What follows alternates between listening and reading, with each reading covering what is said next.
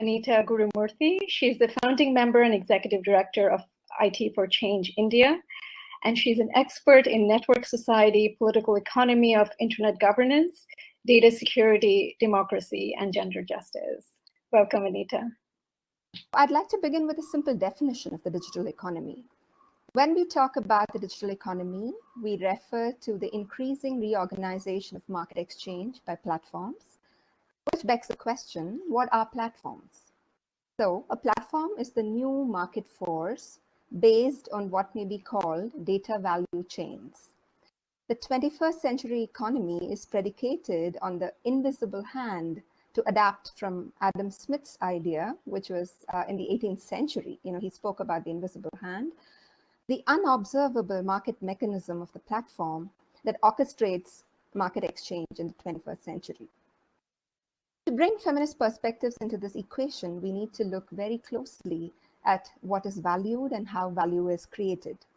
As things stand today, the platform economy, dominated as it is by a few firms, is extractivist, exploitative, and expedient.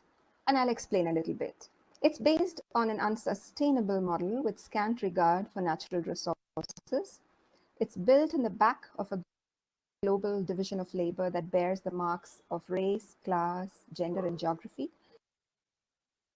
And it propels itself on a free market arena that knows no boundaries, geographic or otherwise, operating with impunity, tax evasion, price manipulation, wage theft, political arm twisting, and more. Key to the value proposition of platform firms is the intangible asset of data. Data that is stolen and hoarded from people and nations. Who corners the value? Platform owners and their financiers and the minuscule elite of techies, a close-knit hyper-masculine circle whose incestuous connections, cross-holdings, and revolving doors in policy are mind-boggling. The digital economy is replete with plots like Netflix that keep you on nail-biting edge, dramatic acquisitions, curious VC investments, and even ruthless cannibalizations in a business culture that's about move fast, break things. And if you can't move fast and break things, that is, if you can't disrupt and innovate, just move fast and take things.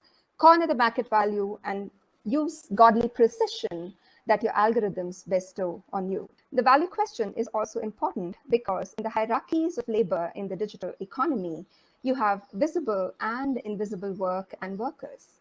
The glamour boys are everywhere. We don't personally like Jeff Bezos, but there are others.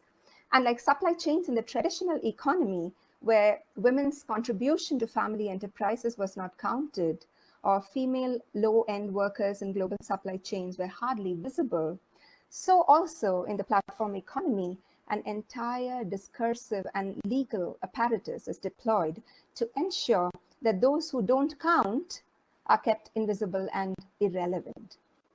They are endowed with exalted titles like independent contractor, driver partner, service provider, obfuscations, like Payal said, that allow invisible essential work to feed the data supply chain.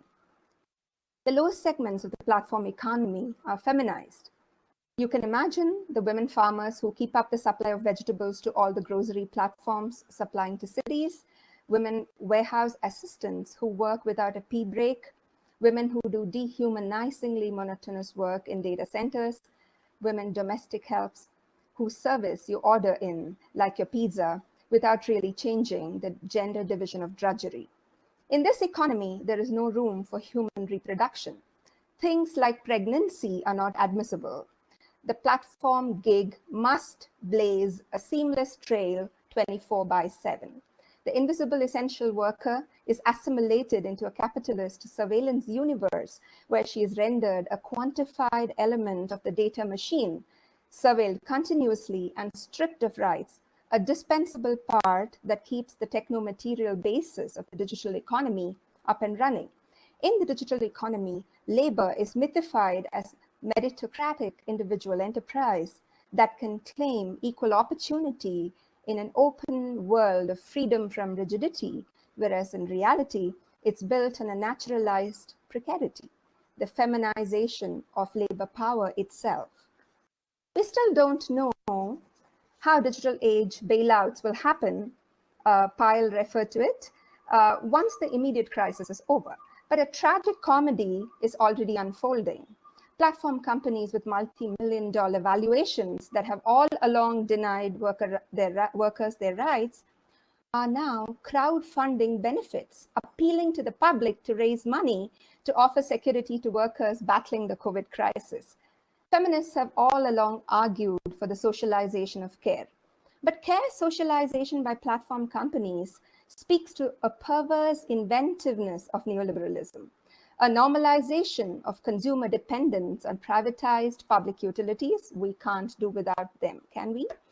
A desperation by governments and consumers alike to keep them going. Small traders, street hawkers, mostly female, are in lockdown with grave implications for household food security.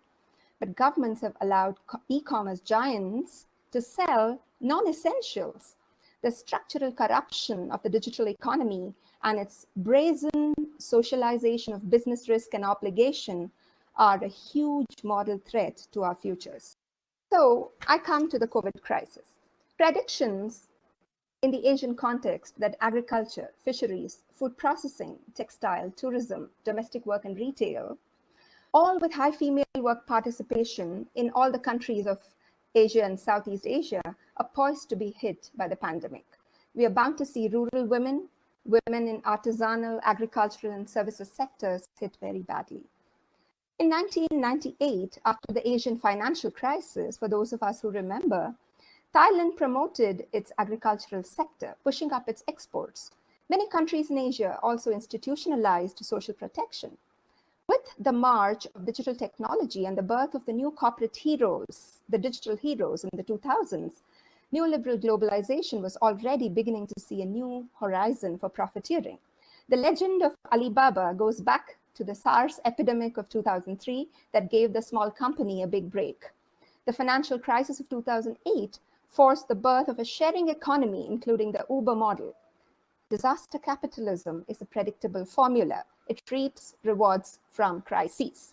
The forecasts today point to a new opportunism for digital businesses, and some are already readying themselves to become bigger by diversifying their portfolios and through acquisitions.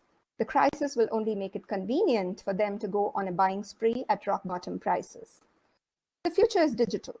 A small but important indicator is in the fact that online payments are going up in many of our countries, and this is here to stay. But the present of the digital economy is based on structural injustices.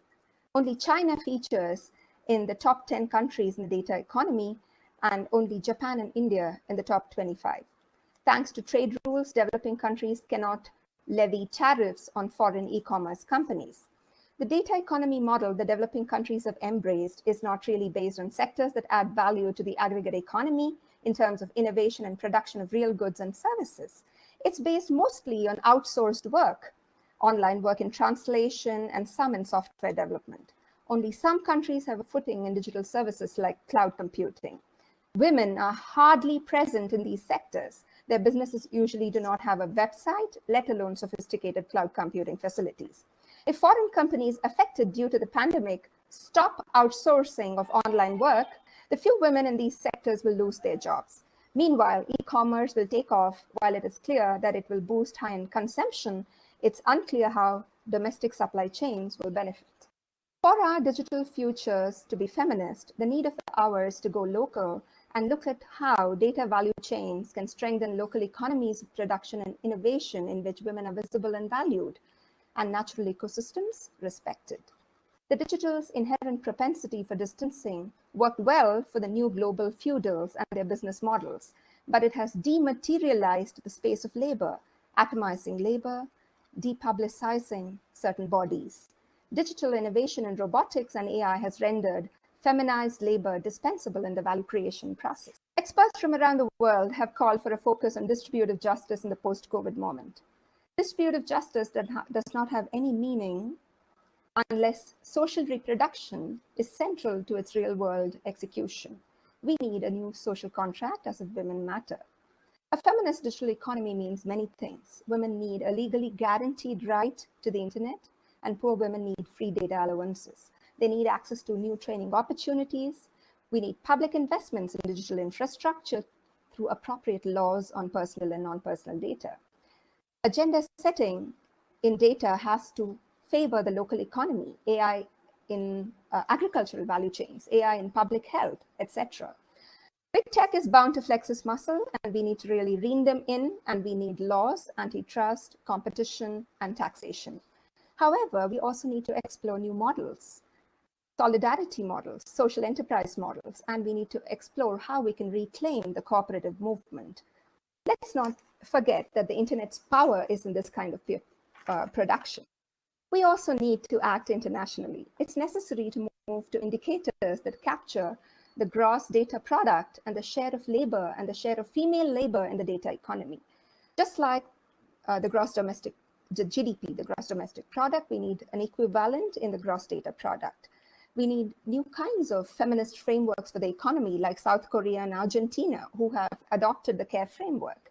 And we need international funding to invest in the political rights of women labor in platform work. It's also important for developing countries, the G77, to come together to propose a multilateral framework for data and AI that promotes just and egalitarian future societies.